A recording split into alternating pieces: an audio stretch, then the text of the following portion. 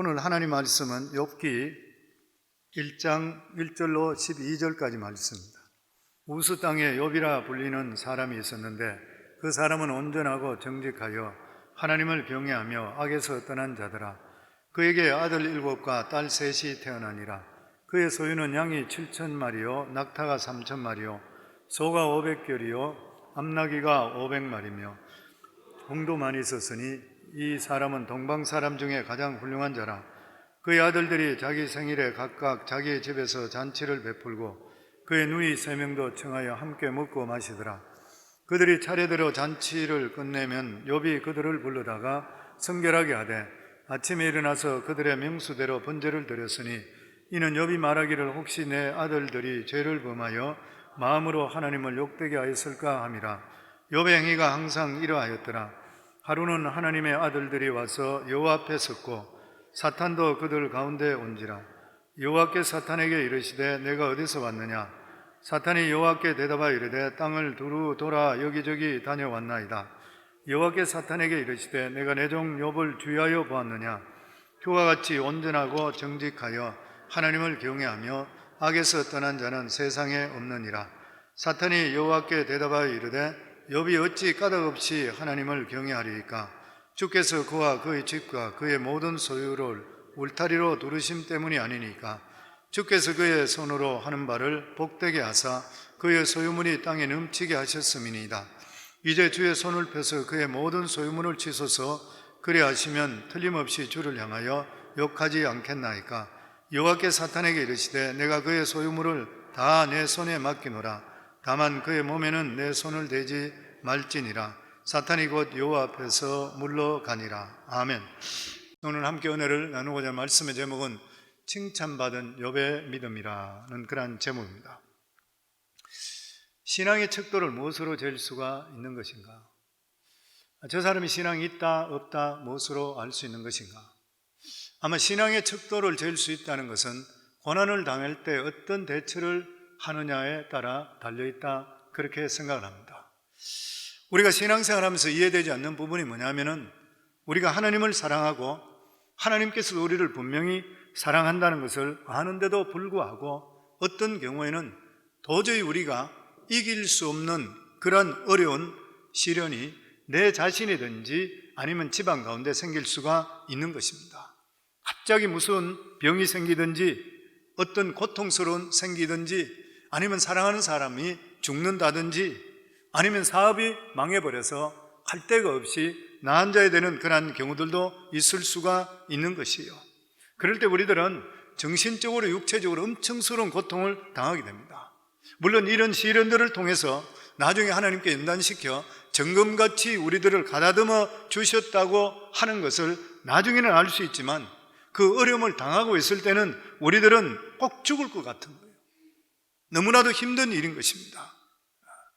이러한 경우에 빠졌을 때에 성도들에게 힘이 되고 위로가 될 수 있는 그러한 책이라 이야기한다면 바로 욥기라 생각할 수 있습니다. 욥기는 딱 한 가지 주제, 성도의 고난에 대한 말씀입니다. 고난에 대한 말씀으로 한 가지 주제로 무려 42장을 할애하고 있습니다.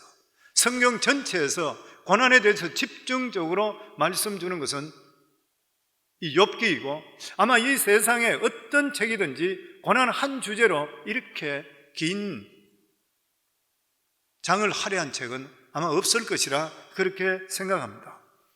하나님께서 이렇게 욥기를 허락해 주시는 것은 성도들이 이 세상에 살아갈 때에 고난이 얼마나 중요한 주제인지, 이 고난에 대해서 잘못 대처하게 되면 망하는 것이고 이 고난에 대해서 잘 대처하게 될 때는 오히려 그것이 우리 삶 속에 축복이 된다는 것, 연단받아 정금같이 된다는 것을 우리에게 가르쳐 주시기 위해서인 것이에요.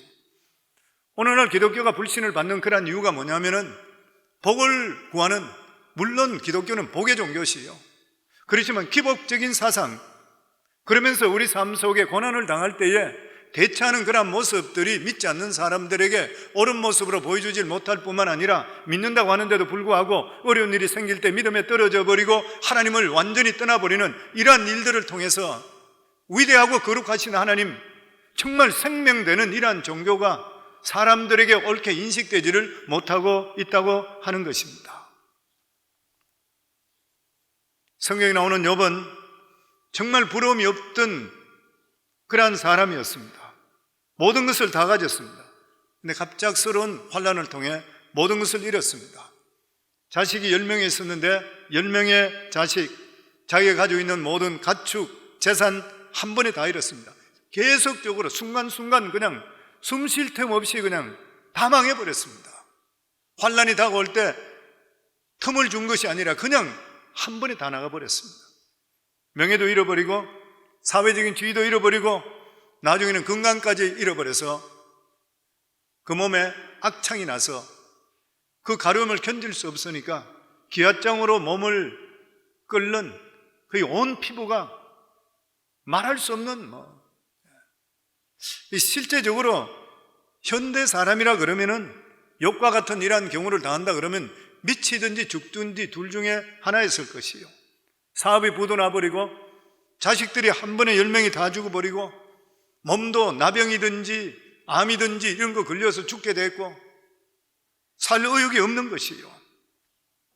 그래서 어떤 사람들은 욥의 고통이 너무 컸기 때문에 우리에게 교훈을 주시기 위해서 그냥 꾸며내는 그런 인물이라 이렇게 말하는 사람도 있습니다. 그러나 예수님께서도 욥이라는 말씀을 분명히 하셨고 에스겔서에도 보면 비록 노아, 다니엘, 욥 이 세 사람이 거기 있을지라도 그들은 자기의 공의로 자기의 생명만 건지리라 나 주 여호와의 말이니라. 실존 인물인 것이에요. 실제로 있었던 그런 이야기입니다. 그래서 먼저 욥은 어떤 사람인 것인가? 1절 말씀에 보면은 우스 땅에 욥이라 불리는 사람이 있었는데 그 사람은 온전하고 정직하여 하나님을 경외하며 악에서 떠난 자라. 우스 땅, 에돔 땅입니다. 이방 지역인 것이에요. 에서의 족속들이 살던데, 그러니까 거기는 우상이 섬기고 불의가 횡행했던 그 장소에 살던 사람인데도 불구하고 하나님을 경외했습니다.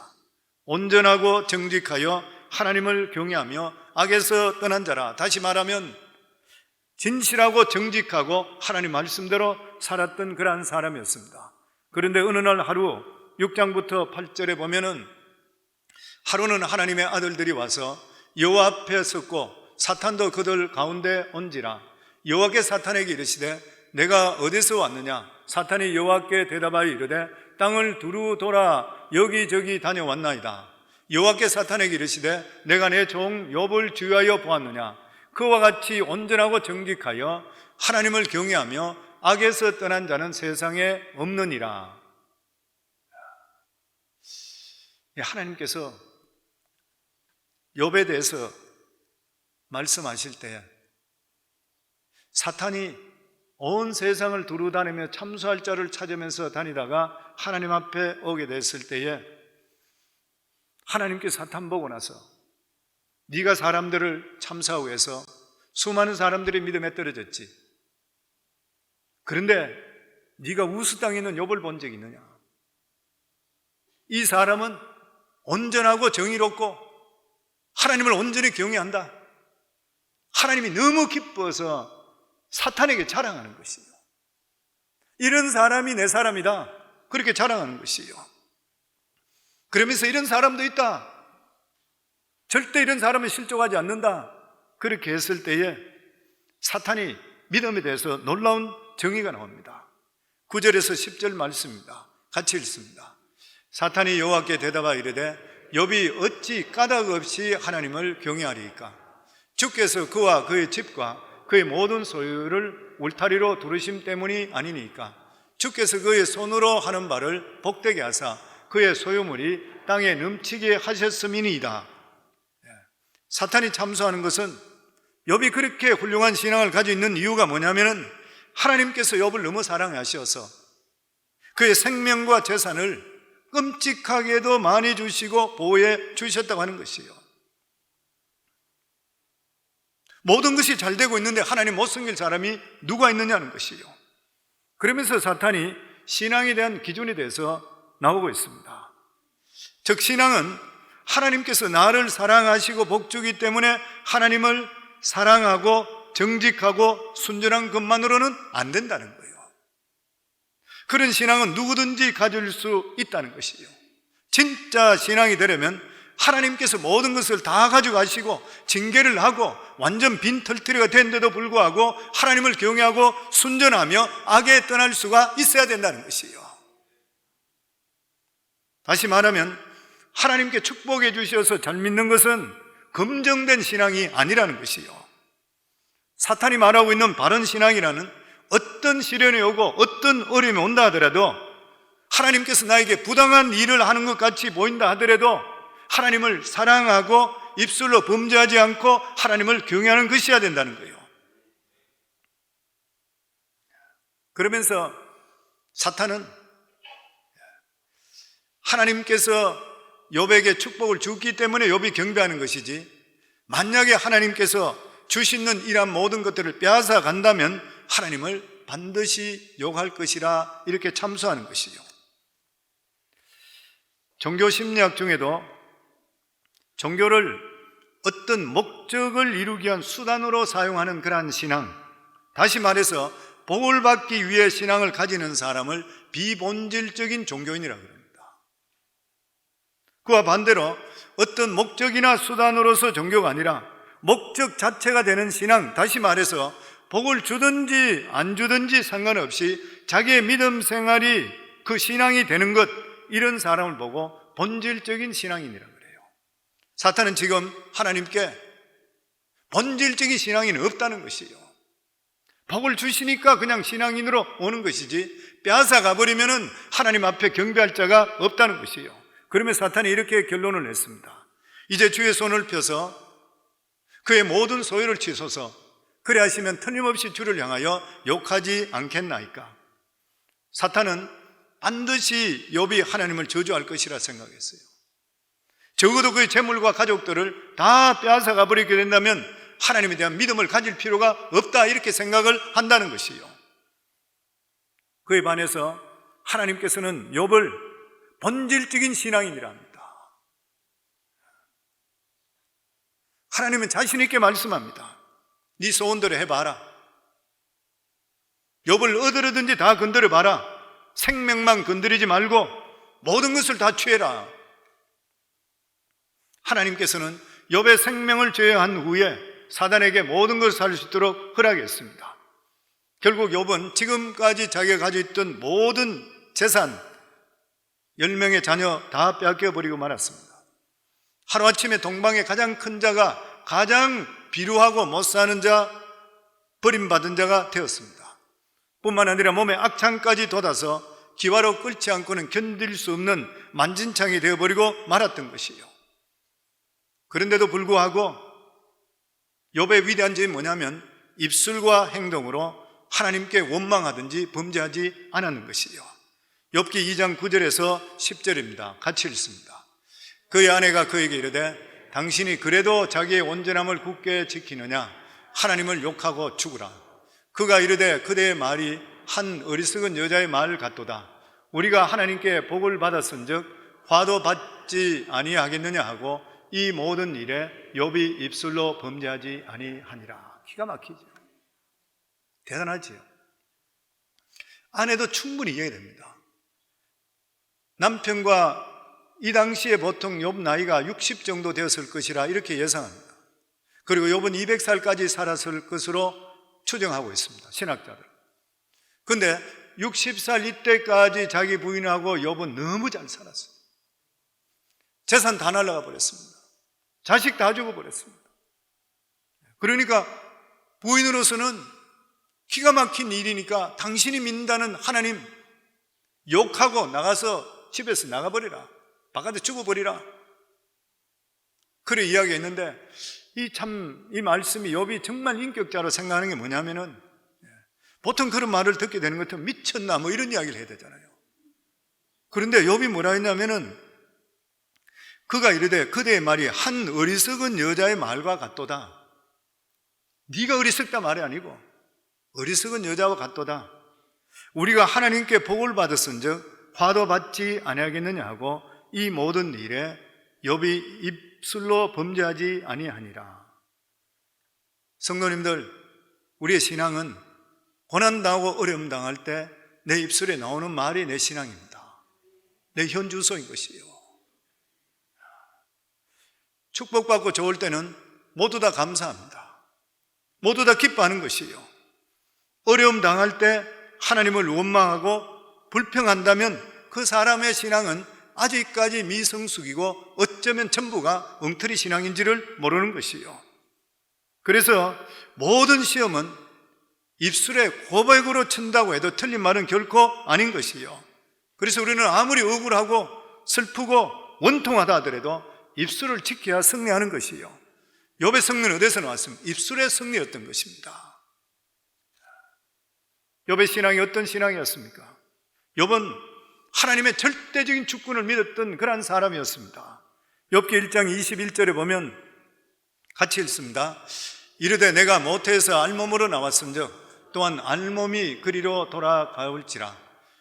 주신 이도 여호와시요 거두신 이도 여호와시니 여호와의 이름이 찬송을 받으실지니이다 하고, 욥은 인생의 현주소를 정확하게 알았습니다.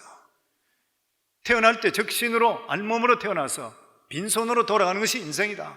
지금까지 하나님께서 주셔서 내가 이렇게 누렸지만 하나님께 다 가지고 가셨다 하더라도 내가 알몸으로 돌아가는 거 아닌 것인가? 지금 그 이야기가 있는 것이요.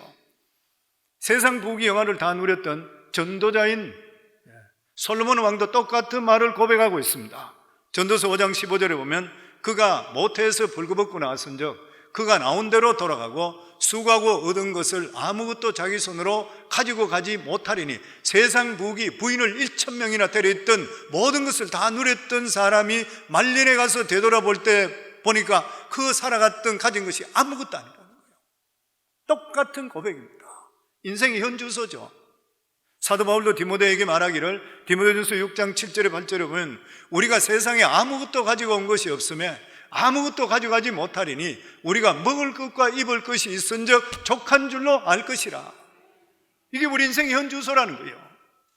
사랑하는 성도님들, 먹을 거 입을 거 있잖아요. 그러면 우리 삶 속에 예수 그리스도로 말미암아 하나님께서 우리를 구원해 주시고 하나님 자녀 삼아 주셨다는 것이 확실하다면 어떤 경우 속에서도 우리 입술에는 원망할 수가 없는 것이요. 욥은 인생의 본질을 정확하게 알았던 그런 사람입니다. 자기가 누리고 있던 그 풍요로움, 이런 것들, 모든 것들이 하나님께서 주셨다고 그는 믿었던 것이요. 그렇기 때문에 여기 보면 주신 이도 여호와시요 거두신 이도 여호와시라, 이 말씀은 하나님의 절대 주권을 신뢰하고 믿었던 것이요. 하나님께서 우리를 지으셨고 우리를 이 세상에 보내주셨고 내가 먹고 살 수 있도록 재물도 얻게 하신 분이 하나님이시고, 내가 부욕해 된 것이 나의 근면함 때문이 아니라 하나님께서 나에게 축복을 주셨기 때문인 것이고 하나님께서 재물 얻을 능을 주셨기 때문이라는 것을 고백할 수 있는 그러한 신앙. 성도, 우리 예수 믿기 전에 얼마나 열심히 살았어요. 밤이 맞도록 일만 한 사람이 얼마나 많아요. 근데 되돌아보면 그게 다 가지고 있는가요? 잃어본 것들이 얼마나 많아요. 근데 진짜 예수 믿고 바로 믿고 믿음 안에 계속적으로 들어올 때에 지금까지 살아간 삶을 뒤돌아볼 때 하나님께서 황충과 동록을 틈타지 않도록 해주시고 하나님께서 보호해 주시고 지켜주시어서 여기까지 온 것을 생각해 보시게 되면 옛날과 비교하실 때에 하나님의 은혜가 얼마나 큰지를 깨닫게 되어 있는 것이요. 보면 알몸으로 왔다는 것은 아무것도 가진 것이 없다고 하는 것이요. 그럼에도 불구하고 사람들은 육신의 정욕, 안목의 정욕, 이생의 자랑에 따라서 살아가고 있는 것입니다. 그래서 많은 사람들이 형편이 나빠지고 사업이 잘 안 되고 이러면은 부부간에도 돈 때문에 헤어지는 사람이 있어요. 그리고 이런 일들을 당하게 될 때에 하나님을 원망하고 교회를 떠나는 그런 사람들도 있어요. 하나님을 진실로 안다면 절대 이럴 수가 없는 것이죠. 뿐만 아니라 이 욥을 볼 때는 경건의 생활이 체질화되어 있던 그런 사람입니다. 욥은 우리들의 삶도 경건의 삶이 체질화가 돼야 돼요. 습관화가 될 수가 있어야 돼요. 욥은 철저하게 예배 중심적인 삶을 살았습니다. 욥은 자녀가 아들이 7이고 딸이 3명이었었는데 누가 생일이 돌아가면 잔치를 베풀었습니다. 그런데 잔치를 한 후에 욥은 1장 5절에 보면 그들이 차례대로 잔치를 끝내면 욥이 그들을 불러다가 성결하게 하되 아침에 일어나서 그들의 명수대로 번제를 드렸으니 이는 욥이 말하기를 혹시 내 아들들이 죄를 범하여 마음으로 하나님을 욕되게 하였을까 함이라. 욥의 행위가 항상 이러하였더라. 욥은 자녀들이 항상 자기들끼리 모여서 잔치가 벌어지면 입술로 범죄하든지 행동으로 범죄하든지 이런 일들을 있을까 해서 하나님께 번제제단, 용서제단을 구하는 것이요, 그것도 아침 일찍이 자녀의 수대로 드렸다 그랬습니다. 대단한 일인 것이요. 욥의 삶은 항상 예배드리며 거룩과 성결을 유지하는 그러한 삶이었습니다.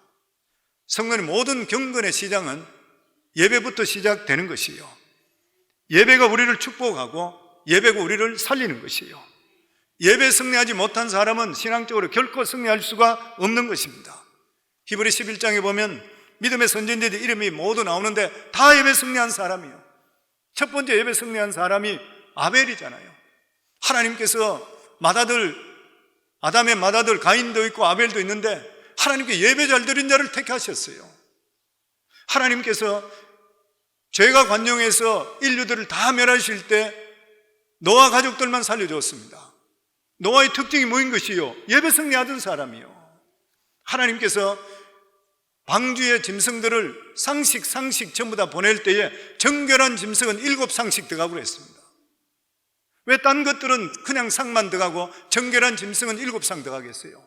정결한 짐승은 제사 드리는 짐승이에요. 그러니까 방주 안에서도 예배 드렸던 것이에요. 생각해 보세요. 1년 동안 방주에 갇혀서 짐승들 소리 지르지요, 똥오줌 싸지요. 환경은 말할 수 없이 지저분합니다. 1년 동안 얼마나 고통스러운 것이요. 근데 그 안에서 정결한 짐승을 잡아서 하나님께 예배 드렸다는 것이요. 그리고 방주에서 나오자마자도 예배를 드렸던 것이요. 그렇기 때문에 노아를 살린 것이 어떻게 살렸어요? 그 환경이 열악한 가운데 노아를 살린 것은 예배 때문에 살아나는 것이요. 그렇기 때문에 사랑하는 성도님들, 우리 인생에 살아가는 삶에 예배의 생명 것이면 그 인생은 반드시 하나님께 축복해 주시게 되어 있는 것이요. 오늘 마지막 시대에 노아의 방주와 같은 것이 어딘 것입니까? 교회인 것이요. 교회를 떠나서는 아무것도 할 수 없는 것이요. 성도님들, 어떤 어려움이 있더라도 하나님을 떠나지 않기를 주의 이름으로 축원합니다. 교회를 떠나지 말기를 주의 이름으로 축원합니다. 방주 안이 얼마나 답답했겠어요. 그럼에도 불구하고 그 장소가 축복의 장소였어요. 그 안이 은혜의 장소였던 것이요. 예배당 안에 신앙생활 하다 보면 부딪히는 점도 있고 어려운 점도 있어요. 그렇지만 그 장소가 복의 장소예요. 아멘. 하나님께서는 오늘도 신령과 진정으로 예배드리는 자를 찾고 있습니다. 요한복음 4장 32절에 23절에 아버지께 참되게 예배하는 자들은 영과 진리로 예배할 때가 오노니 곧 이때라. 아버지께서는 자기에게 이렇게 예배하는 자를 찾으시느니라. 영과 진리로 드린 것이 어떤 예배인 것이요? 내가 과연 예배에 와서 잘 듣는가요? 성도님, 잘 듣고 있는 것인가요? 성경에는 듣는 것이 예배라 그랬습니다. 신명기에 보면은 이스라엘 백성들의 교회 공장 6장에 보면은 쉐마 이스라엘, 이스라엘아 들으라 그랬어요. 들으라. 믿음은 들음에서 나요. 그리고 예배자는 두 마음을 품지를 말아야 되는 것이요, 전심으로 예배 드릴 수가 있어야 돼. 마태복음 15장 8절에 보면 이 백성이 입술로는 나를 공경하되 마음은 내게서 멀도다. 예수님은 탄식했습니다. 육체는 교회에 나와 있는데도 불구하고 마음은 주께 드리지를 못하는 것이요. 어떤 목사님이 그런 간증을 했습니다. 어느 성도의 임종을 지켜보는데 그가 막 두려워하고 있는 것이요. 숨 넘어가기 직전에 그가 충격적인 고백을 합니다. 목사님, 저는 수십 년 동안 교회 다녔지만 한 번도 설교를 바로 들은 적이 없습니다. 설교가 시작되면 작심하고 잠을 자든지 그렇지 않으면 수첩을 꺼내서 열심히 사업 설교를 했습니다. 하나님 앞에 서려고 하니까 떠오르는 성경 구절이 하나도 없습니다. 뜻밖의 이런 성도들이 많은가 봐요. 어떤 사람은 설교 시간에 성경 보는 사람도 있어요. 설교 듣는 시간에는 설교 들어야 돼요. 성경은 집에서 보시면 돼요. 어떤 사람은 허구한 날 예배당에 오면 잠자는 사람이 있어요. 저희 교회 이야기를 하는 것이 아니라 잠자는 그런 경우들도 생겨요, 보면. 근데 왜 이런 현상이 생기는 것이에요? 고린도서 4장 4절입니다. 저희들 같이 읽습니다. 그중에 이 세상의 신이 믿지 않는 자들의 마음을 혼미하게 하여 그리스도의 영광의 복음의 광채가 비치지 못하게 함이니 그리스도는 하나님의 형상이라. 이 세상의 신이, 사탄이 사람들의 마음을 혼미케 한다는 거예요. 예배에 집중하지 못하고 말씀 듣지 못하게 하는 것은 악한 것이 그 사람을 잡아버려서 그런 거예요. 예수 이름으로 꾸짖어내서 정신 바짝 차리고 하나님 말씀 듣고 승리하기를 주 이름으로 축원합니다. 그리고 이 욥은 이런 일이 생긴데도 불구하고 21절에 보면은 여호와 이름이 찬송을 받을지어다 그랬어요. 욥은 절대 주권을 가지신 하나님을 믿는 그런 사람이기에 비참한 자리에 있는데도 불구하고 하나님을 찬양했어요. 사도 바울이나 신라와 같이 감옥에 들어간데도 불구하고 찬양하는 건 마찬가지로 만물이 주께로 나오고 주께로 말미암았으니까 이러한 것이 마음에 확실한 신앙을 가지고 있기 때문에 하나님이 행하시는 모든 일은 선하다는 거예요. 자기는 모르지만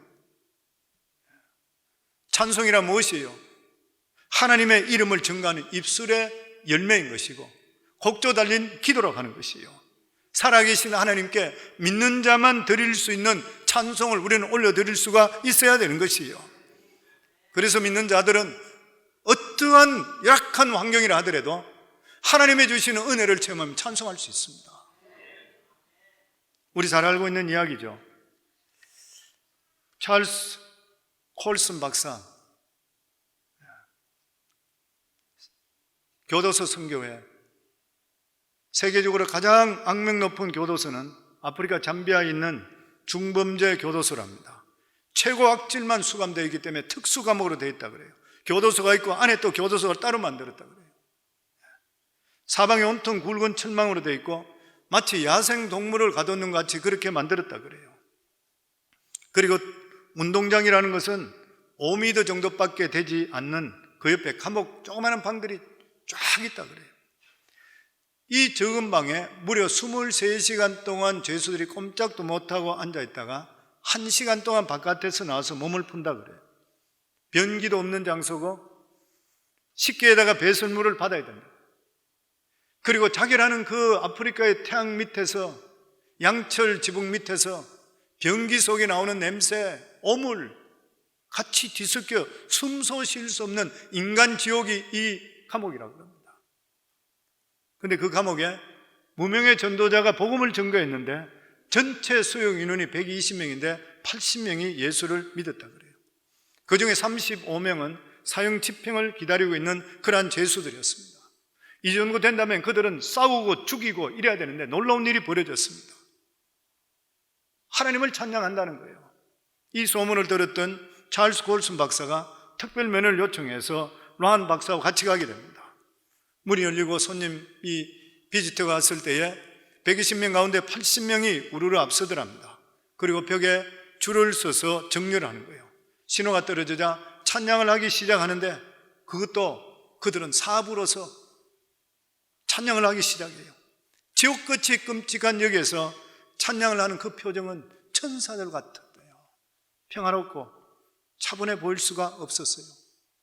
거기에 방문했던 찰스 콜슨 박사와 란 그리고 일행들은 넋을 잃고 보는 것이에요.